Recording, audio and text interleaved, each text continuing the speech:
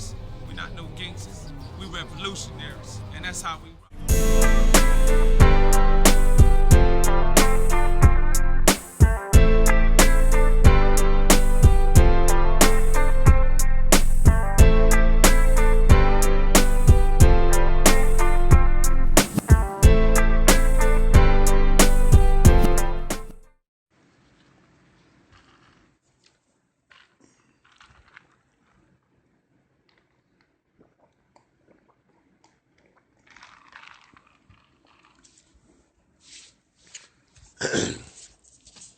What's up, TV land? I'm back, man, for a minute. Calm myself down a second. This is Dr.X Fyi coming at you, man. Right now, what I want to do real quick is I want to share a very sentimental moment with you guys and express where a lot of my anger comes from. It's not that I'm homophobia. It's the fact that we as grown people, we got to take responsibilities, you know what I'm saying, man, as black men and black women to know how to separate this shit from our children and give these children a choice in life, you know what I'm saying? Not throw this shit down their throat and down their face at 10 and 11 years old, telling you it's cool to be a full-fledged homosexual, man. So, first of all, my kids, this is their first year in high school, the twins, the J twins, this is their first year in high school. My kids are trilingual. They speak French, Swahili, Spanish fluently, and English. So that gives my babies, you know, a way big opposition as far as a vantage point when it comes down to their peers as being black Africans. And this is what I instill in them, what I teach them. I don't push it's cool to my son to be okay to be wearing tight-ass pants and all up your booty, cracking all up your balls and wearing makeup and dresses. I don't preach none of that shit to my son because that's not what men do. Men are supposed to be men, and we're supposed to raise our sons to become men and kings. And that's what I intend on doing. I've done a great job with my first one. My son is, he's 24 years old. He's grown with a master's degree, very smart, very intelligent. He's a man. He's solid. I kept my kids out these streets, man, because I knew that this wasn't the right place for any family to be. If I wouldn't experience a lot of the things I experienced in my life in these streets, I wouldn't be the individual that I am. So therefore, I instill these things in my kids, and my kids are very privileged. They're privileged to not grow up in no poverty-stricken areas. They never lived in an apartment setting, a duplex, nothing. They've been in homes all their life since birth, and they're 14 years old. They've been in homes. They never had to be in no cluttered situation, share a room, none of that. They've always had their own. My babies are spoiled. They straight up spoiled. You can call them rich brats, sort of say, because I have been to the top of the top of doing my best and giving the best and providing for my kids always. I sacrifice myself first to give and provide for my babies, man, for anything, because that's what it's about.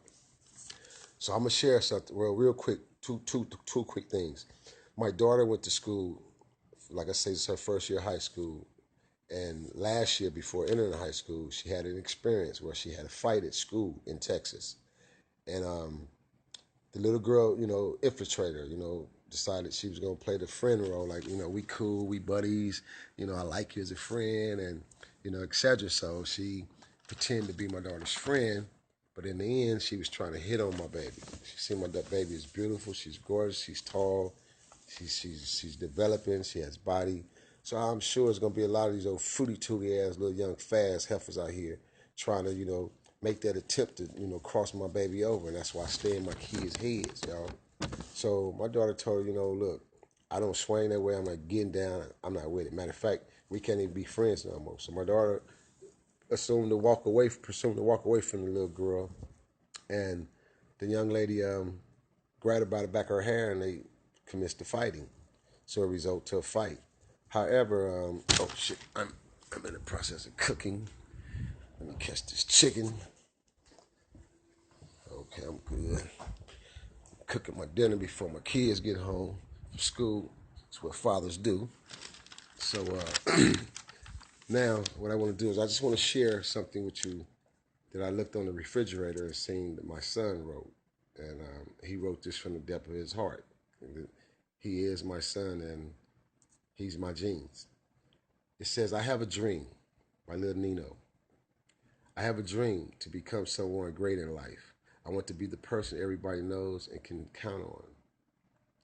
I want to have a good job, a good career as a doctor, making good money, with 2 cars, 2 kids, and full paid house.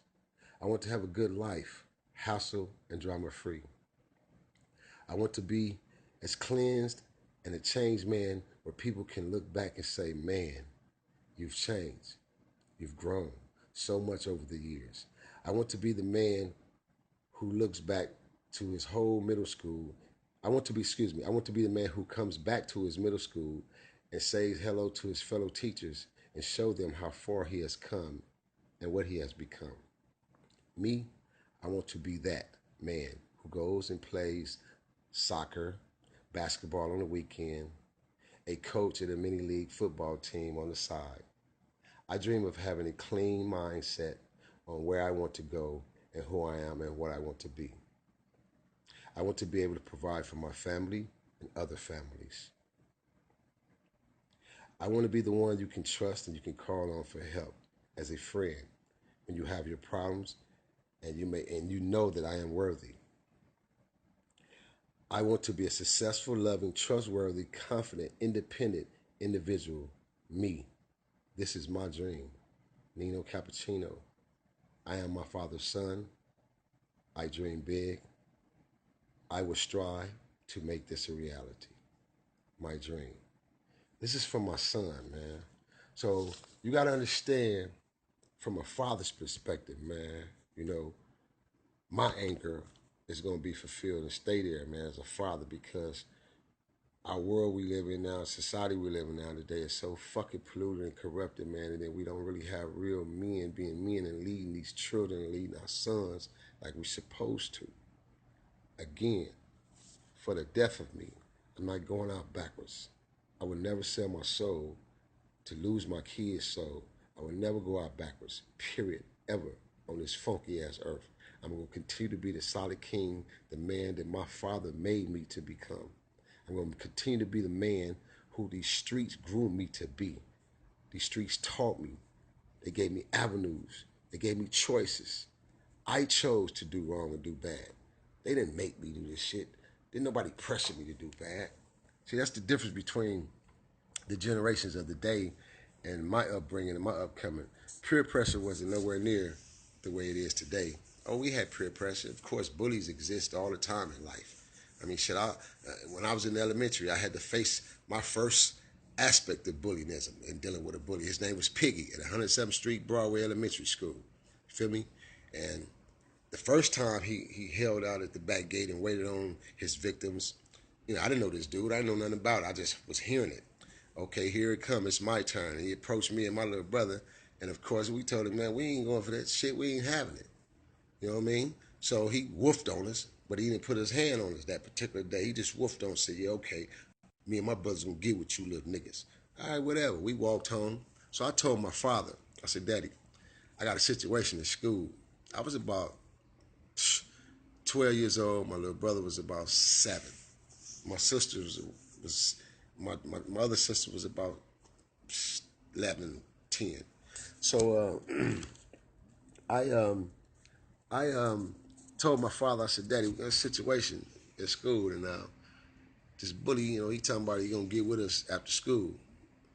And my daddy said, okay, this your game plan. Find you the biggest, fattest stick. Matter of fact, here he gave me a piece of wood he had at the house. We taped it up. And I took it to school with me. And my daddy say, when that tall big nigga walk up on you, the first thing you do is you bust him in his shins. You don't do no talking to him. You don't woof on him. Now let him do all the woofing. Let him get it on you. And you bust him right in his shin. And when you hit him in his shin, guess what his reaction gonna be? I don't give that how big he is. He gonna break and he gonna grab that shin, that knee.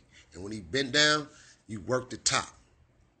And then Rico, you take up the slack. And guess what? Me and my little brother went to school, and that's exactly what the hell we did to Bully Piggy. We whooped that ass.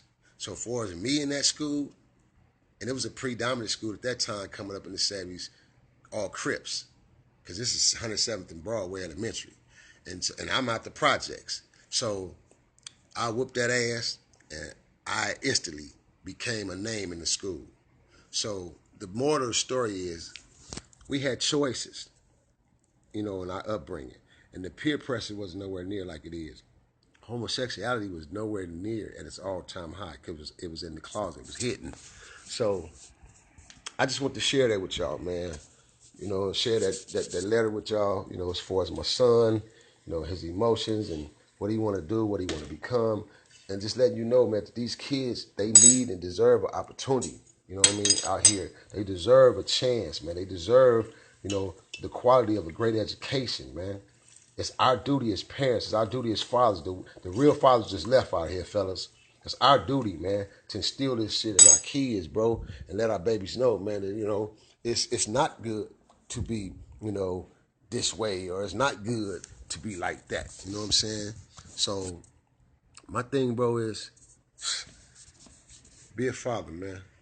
Because I rep hashtag fatherhoods. That's the biggest hood in America, man. And if you with that gang, come on and join my clique, man. Hashtag fatherhoods. This is Dr.X Fyi, actor extraordinaire Nino Cappucino, man. I'm gone. Trill.